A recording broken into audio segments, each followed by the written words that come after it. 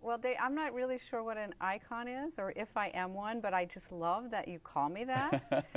So I think we're busy just doing the work mostly, and I think it's kind of nice to wake up and realize, oh, I've actually been at something for 30 years, and it's really in my cellular structure. Right. Now, you've been at it for 30 years informally, but what we're celebrating this year, I understand, is 25 years, a quarter century of your company, Anne Bluthenthal Dance.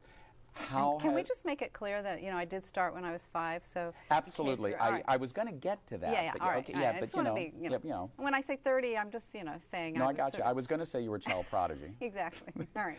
How has the dance arena changed in a quarter century of doing it? Right. It really has considerably. I had... coincidentally spent a better part of yesterday afternoon and evening with Joe Williams, who's my videographer, because we're working on editing a montage of 25 years of choreography. So the truth is I don't go back and look at the old choreography very often, so it was almost shocking to see this span of work and to realize, oh my, people just don't do that anymore, and that the art form really has evolved considerably in this period of time. And although I don't want to speak authoritatively about the entire world of dance, but certainly in the Bay Area, I think things have changed a lot. And then there's some things that haven't. I think the dominant paradigm of ballet and the Cunningham aesthetic, which your audience may or may not be familiar with, but this still really dominates the language of dance.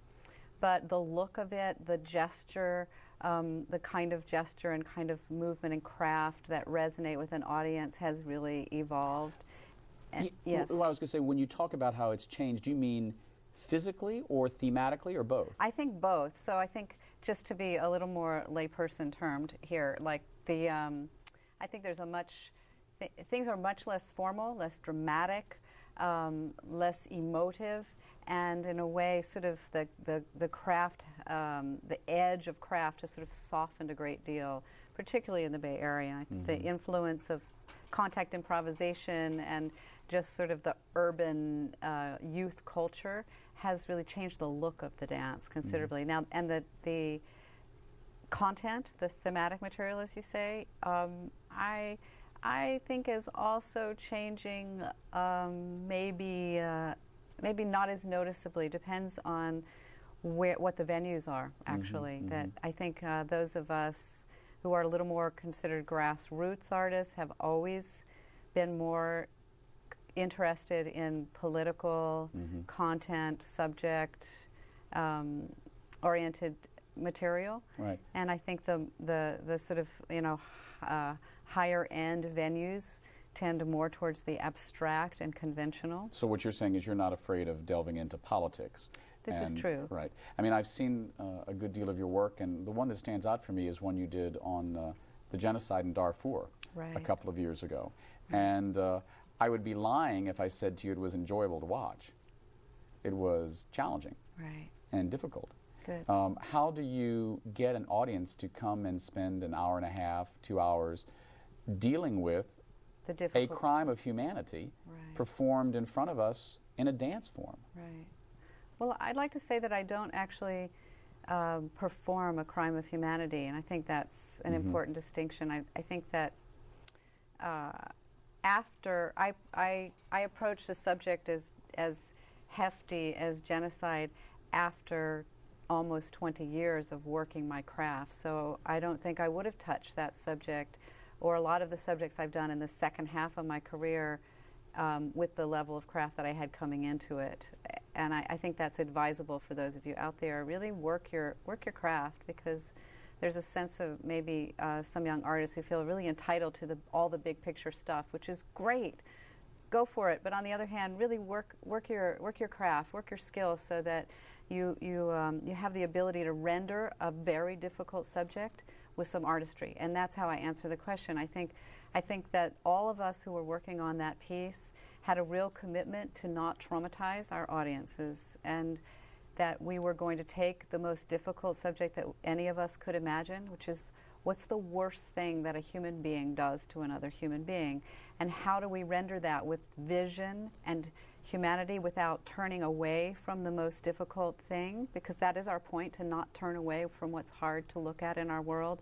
How do we do that without also replicating the very thing that we're trying to critique? So we need to do that with beauty, because beauty happens to be important to me, and artfulness, and with vision. So all of us had some sense of, okay, what we're aiming at is how do we overcome this, or what is it that's missing in humanity that allows that to happen, and how do we represent that missing piece without, again, without shying away from saying what's hard to say. And I hope that's why an audience can stay with us.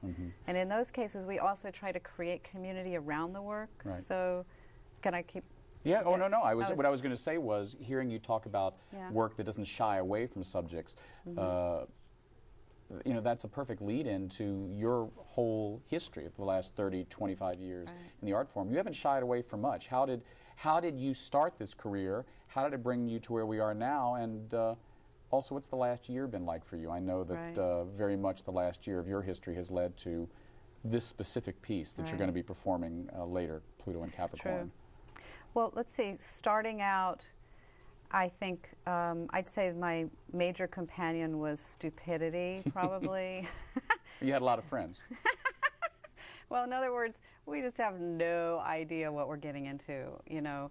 But I had some high-minded ideas about the body, and I was an ardent feminist. As you know, I grew up in the South during the Civil Rights Movement, Jewish, and to activist parents. So activism and idealism were in my bloodstream, and I came of age during the women's movement. That was really important to me. So when I was cutting my teeth as a dancer choreographer, it was with the backdrop of feminism. So I really created myself in a feminist vision, and with that sort of community activist and desire to, you know, end racism and, you know, all the social injustices. And, you know, and what does a liberal lesbian from the South do but flee to San Francisco? I mean, that's what I did. Right. There you go. Oh, yeah, that's right. And when did you get here? And what was that aha moment that said, I need to come to the Bay Area to be who I am as an artist? I think I was unconsciously motivated to come to the Bay Area because on the surface I came because I wanted to study with some teachers who were out here, and I wanted to train in the Alexander technique. So that moved me out here, but really I came out here so that I could come out as a lesbian. But I didn't know that at the time. It took me a few years to figure it out. And by the time I did come out, I had a company. So to answer your question, when I started out, it was really kind of a feminist vision and a desire to speak that feminism through the body and to sort of revolutionize our approach to the body and our approach to choreography with that. So my choreography was way ahead of me. So I was working on a sort of feminist idea, and my choreography, if we could show a little clip here, I would show, you know, the early stuff saying, the work was more lesbian than me, but then I did actually follow suit. So you came out through your art. I did, in a way. And I'll tell you, this is how things have changed. I lost a few dancers when I first came out. Because they didn't want to work with a lesbian? Because just to say, exactly. At that time, shocking as it is, because it wasn't that long ago, right? It was really unusual to be an out lesbian in the dance world. It was not heard of, and there really were no lesbian choreographers who were out, besides me and Chrissy Kiefer.